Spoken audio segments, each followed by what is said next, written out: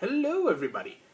This is the video for July 14th. We're almost caught up now.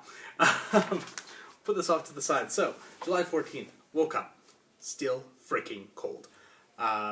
Still kind of around that minus 20. We're still off in the middle of nowhere. We have all of our clothes that we had packed. We are wearing everything. It was a cold night.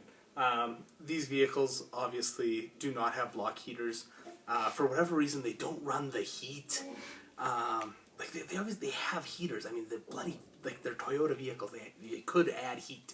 They don't. So it was so cold. We drove for a couple. The start of the hours. drive, we woke up. We were on the road by 7:30. Got all packed up and left. Super cold. Trying to regain feeling in our body parts. It was much warmer being in bed than it was sitting in these vehicles driving.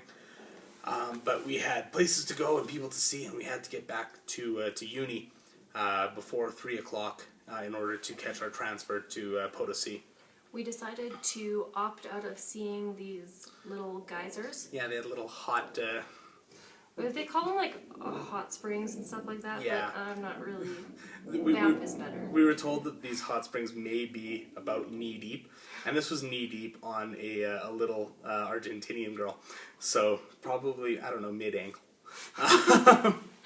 But we said, you know, they gave us the option, do you want to wake up at 5 a.m. and see these hot springs, or do you want to sleep a little bit longer and maybe do something else instead? And we said, okay, screw the hot springs. We've got real hot springs in Canada. We can survive. So we hopped in these vehicles and froze our butts off. We stopped a few hours later. Yeah. They haven't been stopping, like, there's not washrooms on the trails. Right.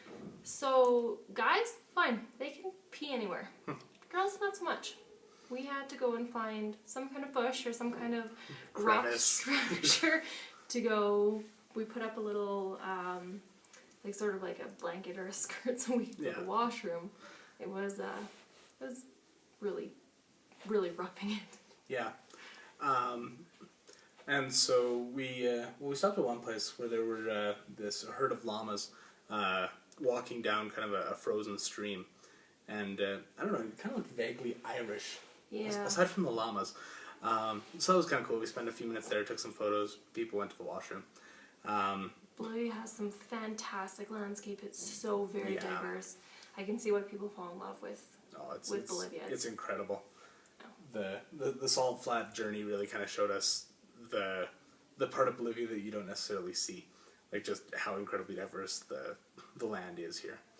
And then we went from the llamas. We went to see this black lagoon that they... Oh right, yeah.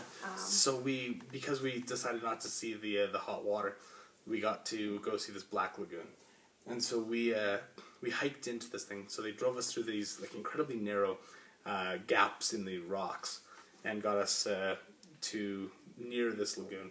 But it was still probably, I don't know, maybe a 20-minute, half-hour hike in. Yeah. Keep in mind, 20-minute, half-hour hike in at an altitude of almost 4,000.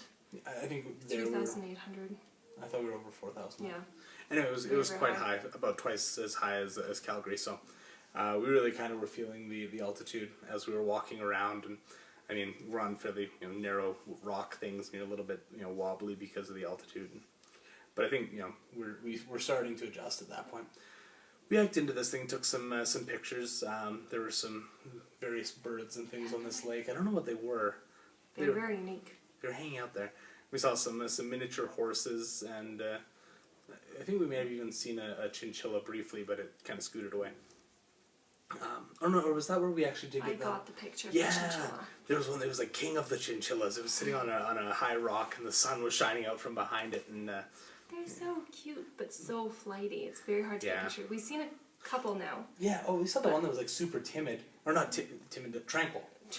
It was just sitting there, and there were these girls trying to go to the washroom, and it kept getting closer and closer and closer. So it was kind of making the pictures a little awkward because off to the side, there's girls peeing over there, and there's a chinchilla over here, and they start to wonder what you're taking a picture of. But we've seen a few of these little guys. They're adorable. I wouldn't want to own one, but they're nice when they're out in the wild. So from the Black Lagoon, we hiked back out and we headed off to An actual road.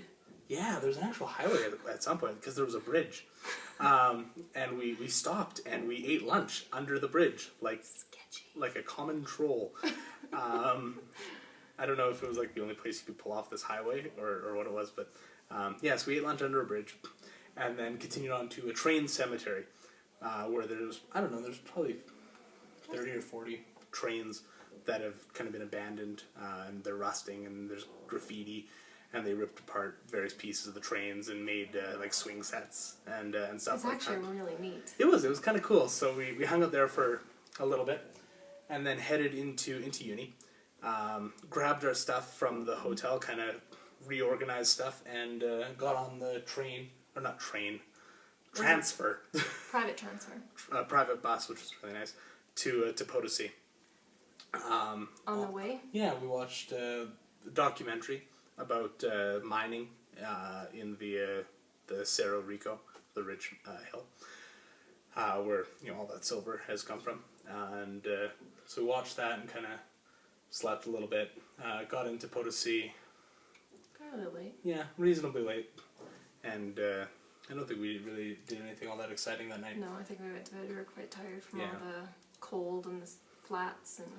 And we, at that point, had agreed to do the tour of the mines, which we'll speak about in the next video. So, talk to you soon.